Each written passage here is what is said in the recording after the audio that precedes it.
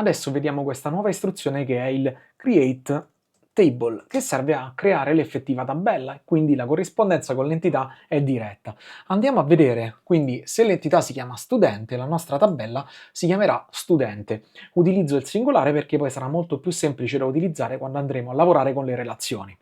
Allora, ovviamente apriamo e chiudiamo le nostre parentesi tonde, che per chi conosce un po' l'ambito della programmazione, ok, potrebbe avvicinarsi molto al concetto di costruttore. Allora, che cosa andiamo a fare? Utilizzo un po' di indent tramite il tab. Il tab è quello che si trova subito sotto la backslash, ovvero la slash tutta a sinistra della vostra tastiera. Allora, vediamo un po' quali sono gli attributi. In questo caso il nome. Vediamo come realizzare. Quindi nome è un varchar di 250 caratteri massimo. Allora, attenzione, qui vediamo il nome della nostra colonna e qui vediamo il dominio. Ok, questo è un varchar, una variabile di char, quindi di caratteri, che ha un numero massimo, tra parentesi, di posizioni che può occupare. Per avere però corrispondenza con quello che è l'elemento obbligatorio, quindi con la natura obbligatoria di questa tipologia di attributo, che cosa gli dobbiamo mettere? Guardate, gli mettiamo un'opzione. Le opzioni vengono inserite subito alla fine della definizione del nostro attributo tramite subito dopo il dominio. Quindi not null.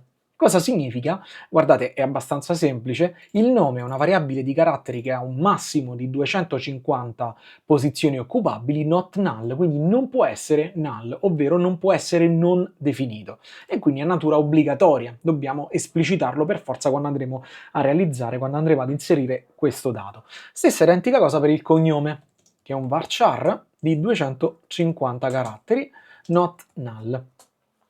Cosa un pochettino più particolare, tra virgolette, ci ritroviamo su cosa? Sulla matricola. Ok? Perché? Perché la matricola ha anche un vincolo di unicità. E quindi cosa significa? La matricola, ok, è un varchar di 10 caratteri al massimo, not null perché è obbligatorio, unique, ovvero questa è un'altra opzione, se ci fate caso, queste sono opzioni che vengono sequenzializzate subito dopo il dominio. Prima gli ho detto che è not null e poi che è unique. Questo significa che tutte le volte che provo ad inserire un nuovo elemento all'interno della mia tabella, lui verificherà che non sia già presente. Allora, a questo punto ci manca il campo email, che è obbligatorio anche questo. Email sarà un varchar di 250 caratteri not null, ok? E poi il telefono. Guardate, il telefono che cosa ha? Ha una definizione di opzionalità, quindi uno studente può avere un numero di telefono, ok? Quindi che cosa significa? Che telefono sarà un varchar. Guardate, lo metto sotto forma di varchar perché ci possono essere, per esempio, tipo le parentesi tonde, più 3, 9 e così via, tutti i caratteri strani speciali, di per esempio 15 caratteri, che però questo può essere null, ok? Siamo d'accordo su questo? Bene, l'esecuzione di tutte quante queste query, quindi vado ad eseguire la prima, la seconda, il terzo e il quarto statement. Infatti, se ci fate caso, qui c'è soltanto un pallino perché è un solo statement la creazione della tabella, poiché questa istruzione non può avere degli effetti parziali. Se qualcosa non va all'interno della tabella, non è che me ne crea mezza, ok? Quindi cosa succede? Eseguo tutto quanto, vado ad aggiornare il mio schema, vado sul database, vado a selezionare tables, se clicco su studente, guardate, mi dispiace, posso zoomare ben poco qui sopra, io ho columns, nome, cognome, poi matricola che è in grassetto, notiamo bene questa cosa, perché? Perché ci corrisponde all'unicità, e poi email e telefono. Ok? Cosa succede?